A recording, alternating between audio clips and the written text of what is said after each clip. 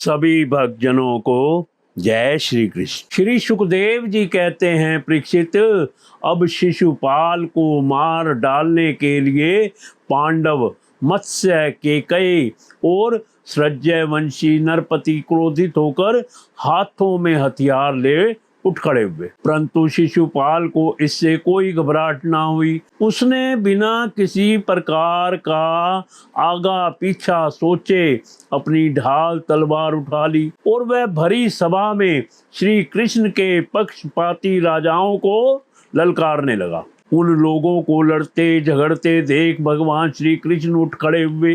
उन्होंने अपने पक्षपाती राजाओं को शांत किया और स्वयं क्रोध करके अपने ऊपर झपटते हुए शिशुपाल का सिर छुरे के समान तीखी धार वाले चक्र से काट दिया। शिशुपाल के मारे जाने पर वहां बड़ा कोलाहल मच गया। उसके अनुयायी नरपति अपने अपने प्राण बचाने के लिए वहां से भाग खड़े हुए। जैसे आकाश से गिरा हुआ लुक धरती में समा जाता है, वैसे ही सब प्राणियों के देखते देखते शिशुपाल के शरीर से एक ज्योति निकलकर भगवान श्री कृष्ण में समा गई। परीक्षित, शिशुपाल के अंतःकरण में लगातार 3 जन्म से वैर भाव की अभिवृद्धि हो रही थी और इस प्रकार वैर भाव से ही सही ध्यान करते करते वह तन्मय हो गया, पार्षद हो गया।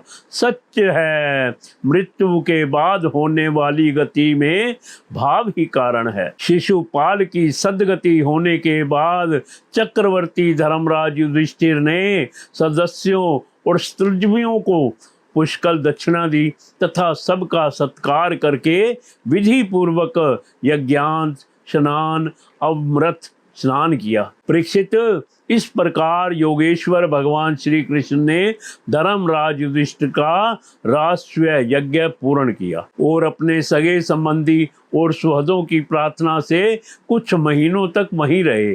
इसके बाद राजा युधिष्ठिर की इच्छा ना होने पर भी सर्वशक्तिमान भगवान श्री कृष्ण ने उनसे अनुमति ले ली और अपनी रानियों तथा मंत्रियों के साथ इंद्रप्रस्थ से द्वारकापुरी की यात्रा की। परीक्षित, मैं यह उपाख्यान तुम्हें बहुत विस्तार से 7वें स्कंद में सुना चुका हूँ कि वैकुंठवासी जय और विजय को सनकादि ऋषियों के श्राप से बार बार जन्म लेना पड़ा था। महाराज युधिष्ठिर राष्ट्रीय का यज्ञान स्नान करके ब्राह्मण और क्षत्रियों की सभा में देवराज इंद्र के समान शोभायमान होने लगे।